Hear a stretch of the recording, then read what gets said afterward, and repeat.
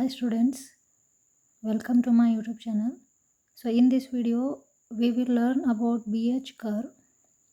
So you can see this is the figure of BH curve. So BH curve or magnetizing curve is the graph plotted between magnetic flux density B and magnetizing force H. Okay.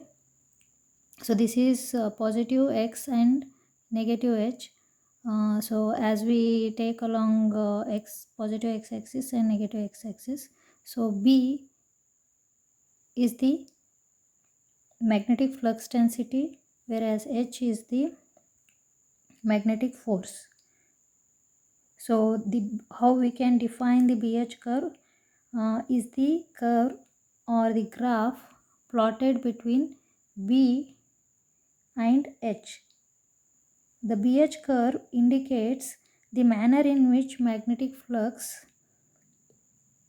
density varies with the charge in the magnetizing force H.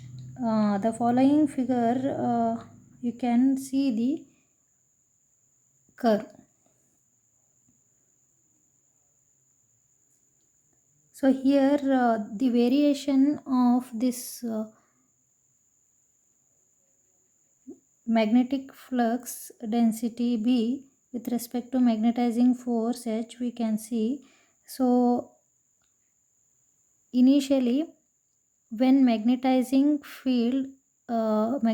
force H increases, also magnetic flux goes on increases. You can see it attains saturity, and then after increasing even value of magnetizing force H, this magnetizing flux density is not going to increase. So what happens? So uh,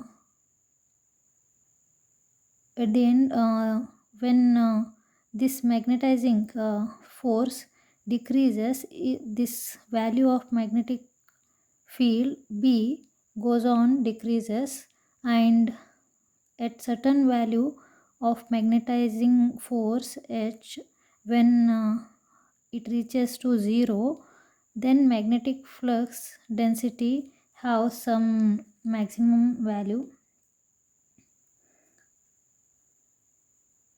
So this is called retentivity. So retentivity we can define it as the tendency of magnetic material to maintain magnetism even in the absence of magnetizing field or force. So if H reaches to 0, then also the magnetic material maintain magnetism. Okay. So this is called retentivity. So when B, that is magnetic flux density, decreases, then H will have some value. Okay. So that is called coercivity. Okay. So when magnetic field B, magnetic flux density reaches to 0, then the magnetizing material will have certain value of magnetic field or force, we call that. That is called coercivity. So again, this value of B goes on decreases, and also value of H also going to decrease. So at certain value of H, when it decreases, then value of B also will not going to decrease. Okay, as we have reached here saturation, even though the value of H increases, B is not going to increase. Like that, when here after reaching the coercivity, when value of H decreases, the value of B also decreases, but at certain point they will reach to saturation, negative saturation in we can see saturation in opposite direction. So maximum value of B in the opposite direction we can see here. Then what happens? So this B will not decrease further when value of H increases.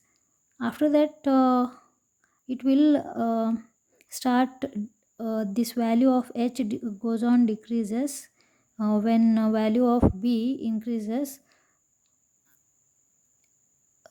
So here, after that, this process will start, and the value of B decreases, then value of H will become maximum and B will be 0. Then when value of H increases, again this magnetic flux density will increases and reaches to saturation. So this area we call this as a hysteresis loop. Okay, this the curve starts from point A, B, where it we will reach to retentivity, then C, that is coercivity. So from here D, and then E, F, A. So this is the area of the loop. This is called BH curve. So this is all about BH curve. And here one more thing you have to remember, this area of the curve will explain about the properties of the material, whether the material is soft or hard. If material is hard, then this area, energy loss we call this, this area will be bigger. This curve width is going to increase. If the material is soft, then this curve is or the energy loss is less.